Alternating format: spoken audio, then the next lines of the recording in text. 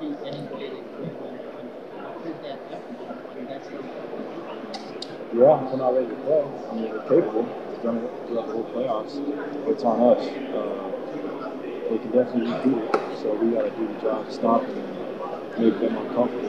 If they're comfortable, they can definitely do it. We know it's East in our own building. We've done it home. You guys go in with this is where things went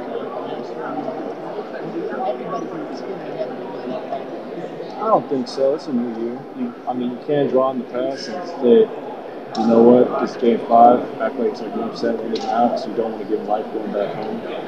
But, yeah, it's definitely still in our minds from last year, so you got to learn from it. You can't hold it. You just got to close out opportunity in front of you. Don't want to give them life going back to Cleveland, so it's going to come correct tomorrow would be great. I know Draymond's an emotional player. Does he ever cross the line?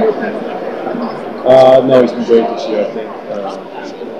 No, so we need to get no, he's been great. He got text game 4, but on tech and OC, it's all right. You can look at that. What do you think about basketball? It's just gotta get some plan now? Possibly. Yeah, it's crazy. I can't believe they added 3 off 3 honestly. Wow. That's cool though. Gives other guys an opportunity to play better. So it's as loud as I can go without the feedback hitting.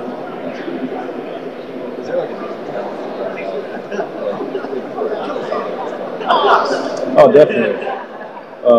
Can't be deflated. Play the game. We play a great one-on-one play like Kyrie. It's like playing a guy like Kobe or great one-on-one Allen Iverson. Guys can really beat up. So you can't get deflated when they make shots, especially tough ones that you make a dribble a lot and look for it.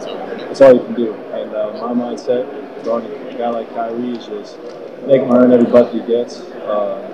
Don't give him any easy ones, because easy ones get a great score going. And I think you got a few good looks going forward, which when you make a few easy looks, that's when he's making those tough shots from beyond the 3-point line, those runners. So we just got to adjust to that and try and make it tough run for 48 minutes tomorrow night.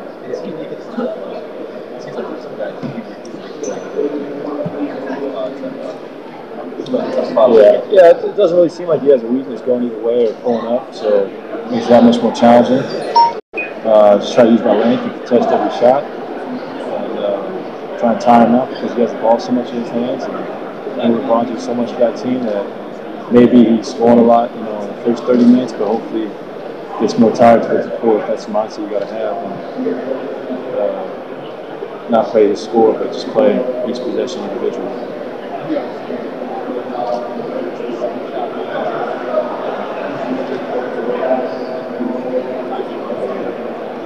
Yeah, he's trying not to let him get going from the 3-point line because it's always so tough around the rim and in the mid-range. Trying to get them off the 3-point line so it doesn't widen our defense again and drive them into the strength.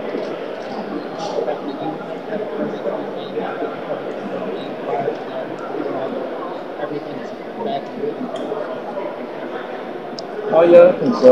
He's been in rhythm. We'll see tomorrow, but in my mind, I'm always enjoying it.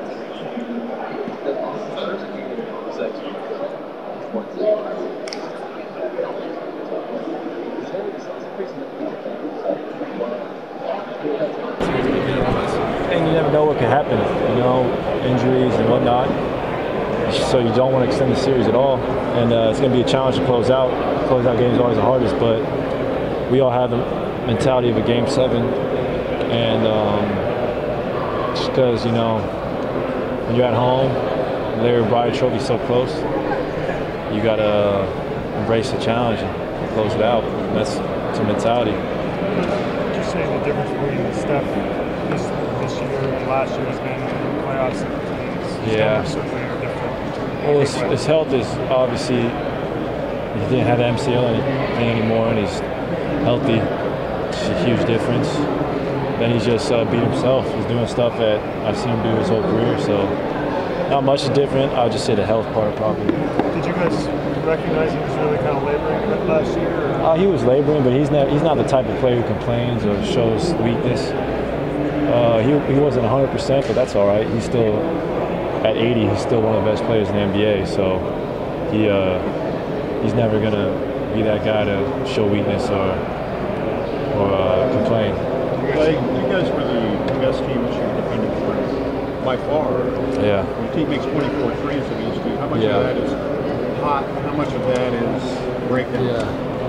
Yeah. Well, our defense was absent, obviously, the other night. We got to get back to that. Our stalwart defense and the flying around. That's when, it's easy to fall in love with the offense. But when we're doing that, it's almost like we're unbeatable. So give Cleveland credit.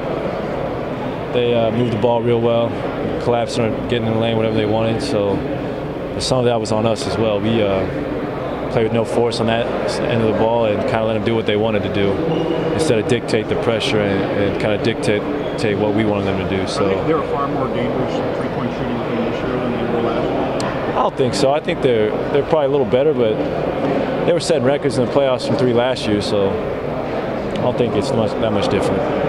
Fast break and the high tempo opportunities weren't in there, like in game 4, like they were in the first 3 games. How do you get back to that tomorrow night? Defensive end, force the turnovers, getting the ball off the glass and pushing it. It's hard to get in transition when a team's scoring the ball as frequently as they did, so we got to get stops. We'll get a lot of transition opportunity. It seems like they're double teaming Steph a lot when he doesn't have the ball. I don't know how. I know they do that a lot. They're pretty effective doing it. How do you combat that? Us other guys got to be aggressive and score and be huge threats like myself. Do that, Steph will get open. Clay. What's up, Rex? All right. Good. Sorry if I asked. It's already been asked. How do you put this one as a group out of your mind? How do you put this one out as a group out of your mind and move on to game 5? We're home. Take stock. We still got the lead in the series, and you want to split when you go on the road. Realistically, obviously you want to win 2, but realistically you want to split. So we came away with our goal, and now you just focus on what's ahead of us, and that's an opportunity to close out at home, give our fans a show, and have fun. Just stay focused, stay locked in, and if we been doing what we've done all year, which is responding to adversity, like last night's loss or a few nights ago, we'll be in a great position to succeed tomorrow. Just more desperation from them in game 4, you feel like? Yeah, I think you could say that. It's hard to admit, but they were probably more desperate than us, and we got to play with a bigger sense of urgency tomorrow and just realize what's on the line and trust each other and communicate and have fun. It's the NBA Finals, and if we do those 4 things, we'll be in a good position to win. Thanks, bro. No problem. Yes, sir. Do you feel like you guys have learned how to play, combat physical play better than last year? Or I mean, yeah, it's a good assessment. You mentioned how close the Brian Trump was. Do you think at all about the same position you guys were in last year, over the last couple of days, or was it just a different year? It's a different year. Thinking about last year does you no good. Just got to learn from it. You take the good and the bad, but it's a new year, so we control our own destiny. So kind of just got to think about tomorrow and think about anything else.